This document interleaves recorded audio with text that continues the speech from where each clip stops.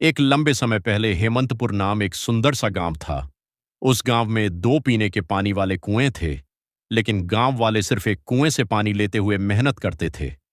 उसी गांव को गोपाल और विमला नामक दो पति पत्नी नए नए जाते हैं।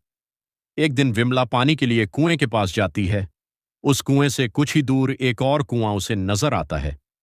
इस कुएं के पास तो बहुत लोग हैं। उस तरफ का कुआं दूर है, मगर वहां कोई नहीं है तो जल्दी घर पहुंच सकती हूं। ऐसे सोचकर उस तरफ के कुएं की ओर जाती रहती है जब उसे वहां की औरतें देखती हैं।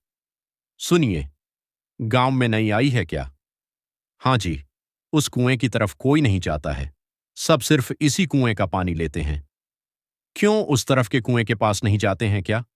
कहा जाता है कि उस कुएं में एक भूत रहती है, इसलिए कोई उस तरफ नहीं जाता है। क्या उस कुएं में भूत है? ऐसे डर के पीछे आकर बाकी औरतों के साथ ही दूसरे कुएं में पानी लेकर घर चली जाती है। उस दिन विमला सुबह जो कुछ भी हुआ उसके पति को बताती है। आज के दिन में भी तुम भूत प्रेत को मानती हो। अगर यह सच नहीं होता तो लोग एक ही कुएं से इतना मेहनत करके पानी क्यों लेंगे? तो तुम मान रही हो कि उस कुएं में भूत है। मैं साबित करूंगा कि ऐसा कुछ नहीं है। भूत हो या ना हो, हमें उससे क्या लेना देना। इस बात को छोड़ दीजिए। पर तुम तो उनकी बातों का यकीन मान रही हो ना? देखना, मैं कल ही वहां जाकर साबित करूंगा कि भूत नहीं है। ऐसे कहकर सो जाता है।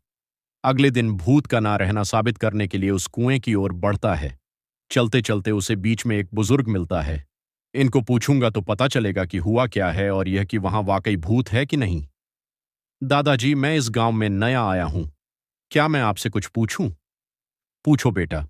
मुझे अगर पता होगा तो बोलूंगा। मैंने सुना है कि इस गांव में दो कुएं रहने के बावजूद सारे लोग सिर्फ एक कुएं का इस्तेमाल करते हैं।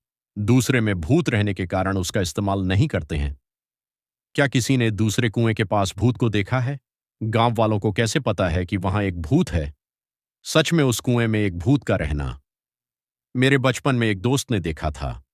भूत को देखने पर इतना डर गया था कि एक महीना वह घर से बाहर ही नहीं निकला। गांव वालों को जब इस बात का पता चला तब से उस कुएं के पास कोई नहीं जाता है। हाँ तो क्या सच में उस कुएं में एक भूत है? इस बुजुर्ग की बातें सुनकर तो मुझे भी लग रहा है कि शायद वहां एक भूत है। ऐसे सोचते हुए उस कुएं के पास जाता है और वहां रुकता है। हाँ, भूत के बारे में सोचते हुए मैं तो भूत के ही पास आ गया।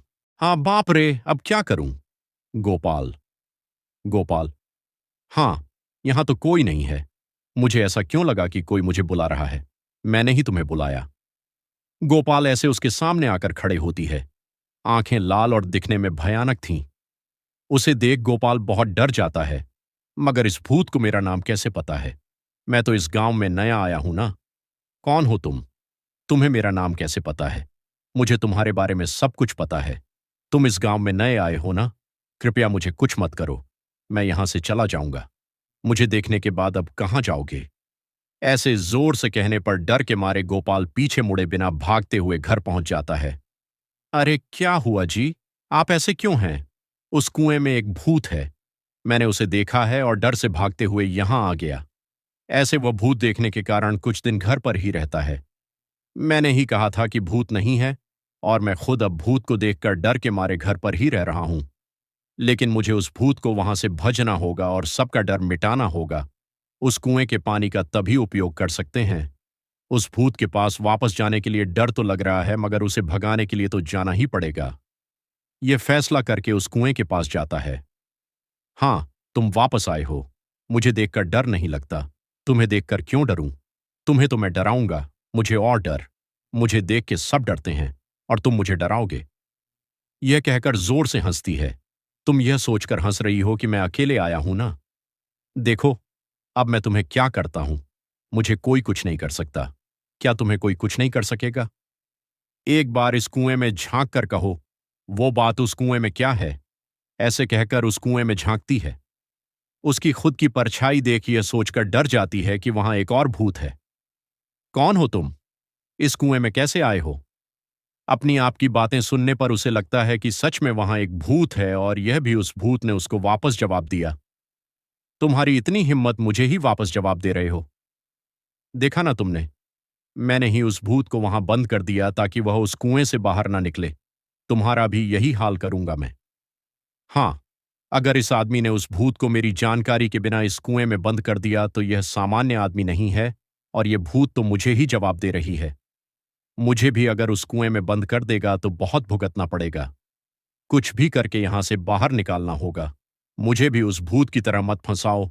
मैं यहां से दूर चली जाऊंगी। आइंदा कभी इस कुएं के पास नहीं आऊंगी। मुझे छोड़ दो। ऐसे वह भूत वहां से चली जाती है। दूसरे कुएं के पास मौजूद गांव वाले यह सब देखकर बाकी लोगों को बोलते हैं। गांव वाले सारे गोपाल की बुद्धि का अभिनंदन करते हैं। तब से गांव वाले पीने के पानी के लिए दोनों कुओं का उपयोग करते हुए खुशी से जीते हैं।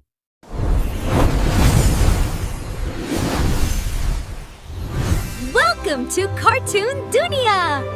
एक लंबा सा समय पहले एक गांव में आनंद, उसके माता पिता जानकी और रमैया, उसकी पत्नी नर्मदा और उसके बेटे नानी के साथ एक छोटे घर में रहता था। आनंद नौकरी करके आए हुए पैसों से अपना घर चलाता था। जानकी उसकी बहू नर्मदा से सारे काम करवाती थी और उसे हमेशा ताने मार मार के दुखी करती थी, मगर नर्मदा उसे कुछ न कह के चुप बैठती थी। ऐसे कुछ साल बाद आनंद अपने नौकरी से कमाए पैसों को बचा बचा के एक बड़ा नया घर खरीदता है। आनंद के खरीदे हुए नए घर में बहुत समय से एक भूत रहती थी।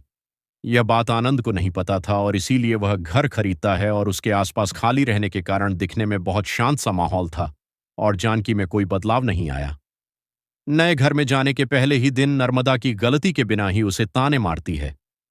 दुखी होकर नर्मदा बिना कुछ खाए और सोए अपने कमरे में जाकर रोती रहती है। तब उस घर में मौजूद भूत नर्मदा को रोते हुए देख उसके पास आती है। बगल में परछाई को देख नर्मदा तुरंत खड़े हो जाती है। तब वह भूत नर्मदा के सामने आकर खड़े हो जाती है। उसके चेहरे पर घाव, खुले बाल देख के नर्मदा डर जाती है। सांस की आवाज, बाप रे भूत, भूत, डरो मत, मैं तुम्हें कुछ नहीं करूंगी। तुम हमारे घर में क्यों आई हो? तुम लोग ही मेरे घर आए, ये तुम्हारा घर है। हाँ, ये मेरा घर है, इसी में मैं मर गई। मेरे मरने के बाद ही तुम लोग यहां आए। ऐसे कह के अचानक नर्मदा में घुस जाती है। हाँ हाँ हाँ, ऐसे हंसते हुए सो जाती है।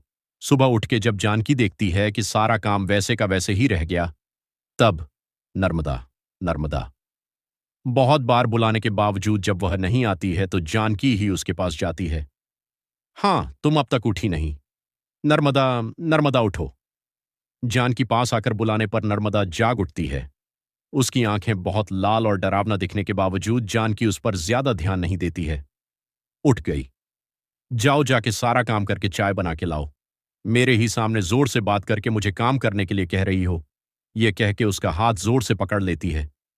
नहीं, तुम कुछ मत करो। आज से सारा काम मैं ही करूंगी। मुझे छोड़ दो। जाओ जाके सारा काम करो। ठीक है, ठीक है, ऐसे कह के जल्दी से सारे काम खत्म करती है। यह क्या सच में मेरी बहू है? इसके मुंह से कभी एक लफ्ज भी नहीं निकला और आज ये मुझसे सारा काम करवा रही है। तुरंत ये सब मुझे अपने बेटे को बताना होगा और ऐसे अपने बेटे को सब सच बताती है। तब वो कहता है, जितना भी गुस्सा क्यों ना हो, ऐसे तो नहीं कहते हैं माँ। आप अगर उससे अच्छे से पेश आएंगे तो वो भी अच्छा ही रहेगी। उसके बारे में क्या मुझे नहीं पता। उसके बेटे का ऐसे बात करने पर जानकी कुछ नहीं कहती है और अपनी बहू से डरने के कारण वो सारे काम खुद ही करती है। नर्मदा, नए घर खरीदने की खुशी में मैं अपने कुछ दोस्तों को घर बुला रहा हूं। सारी चीजों का तुम्हें ही ध्यान रखना होगा, ऐसे बोल के चला जाता है। नर्मदा कुछ बात किए बिना खड़े रहती है। उसके बगल में खड़े जानकी के पास जाके वो कहती है, तुम्हारे बेटे की बातें सुनी है ना तुमने? सारी तैयारी तुम्हें ही करना होगा, ऐसे जोर से कहती है। अगले दिन आनंद दोपहर को अपने दोस्तों को घर ले आता है। नर्मदा, तुमने सारी तैयारी कर ली ना? हाँ जी। और ऐसे सबको खाना परोसती है और सभी हंसते हुए बातें करते रहते हैं। सभी व्यंजन स्वादिष्ट है भाभी जी। हाँ, मेरी पत्नी के हाथों में जादू है। आनंद, तुम्हारा घर भी बहुत खूबसूरत है यार। चारों ओर खाली और शांत है। इस घर को देखते ही पसंद आ गया मुझे, इसीलिए इसे बचाए हुए सारे पैसों से खरीदा है। अब इस घर का मालिक मैं हूं, ऐसे आनंद कहता है।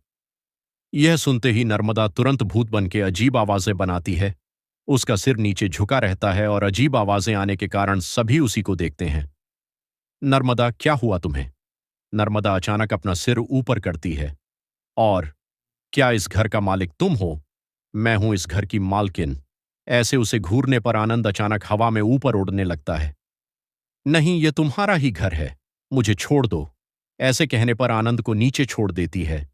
ये सब देख के घर के सारे मेहमान भूत भूत कह के वहां से भाग जाते हैं। नर्मदा जैसे उसे कुछ पता नहीं है, अपने कमरे में जाके सो जाती है। आनंद, कम से कम अब मेरी बातों का यकीन करोगे तुम? तुम्हारी पत्नी में भूत घुसी है, भूत। देखो आज उसने क्या कर दिया। हाँ मां, अब हम क्या करें? एक मांत्रिक को बुलवाना ही पड़ेगा। हाँ ठीक है मां, कल उसी के पास जाएंगे। और ऐसे जब सब बैठे हुए थे, नर्मदा आती है और सभी डर जाते हैं। तब उन्हें देख कहती है, क्यों सब मुझे देख के डर रहे हैं?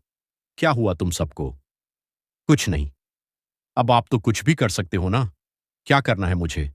मैं जो बोलूंगा तुम नहीं कर पाओगी, मैं नहीं कर पाऊंगी। पहले बोलो। अच्छा, क्या तुम इस बोतल के अंदर घुस के वापस बाहर आ सकती हो? इतना ही, और मैं ये नहीं कर पाऊंगी। देखो। ऐसे बिना कुछ सोचे समझे नर्मदा में घुसी आत्मा अचानक उस बोतल में घुस जाती है और तुरंत जानकी उस बोतल का ढक्कन बंद कर देती है।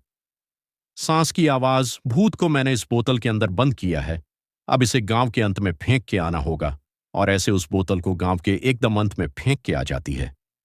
तब से जानकी अपनी गलती सुधार के अपनी बहू को ताने मारना बंद कर देती है। भूत के चले जाने पर सभी उनके नए घर में खुशी से जीते हैं।